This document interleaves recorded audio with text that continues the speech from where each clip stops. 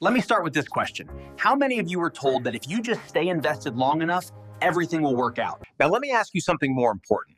What if the biggest risk to your financial future isn't the market, but the strategy you've been taught to trust? This is not a sales presentation. It's not about products. It's about principles. Because once you understand the principles, the right tools become obvious, and the wrong ones disqualify themselves. So if you're here looking for hype, this won't be your webinar. But if you're here looking for clarity, you're in the right place.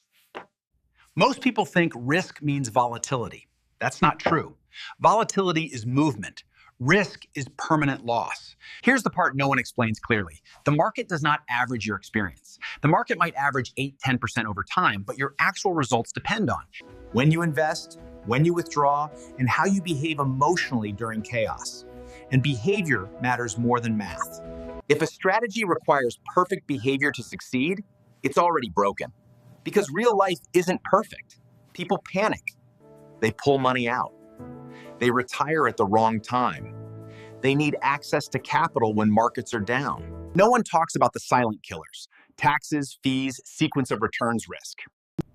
You don't need a market crash to fail financially. You just need bad timing. Now let me shift your perspective. Wealthy families don't ask, how much can I make? They ask, how much can I keep?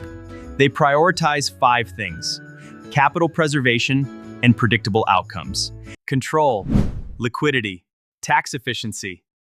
Growth still matters, but survivability matters more. Because if you lose 40%, you don't need 40% to recover. You need over 65%. And time doesn't fix that. Math doesn't care how long you wait. So the question becomes, where do you store money so it can grow without being exposed to loss?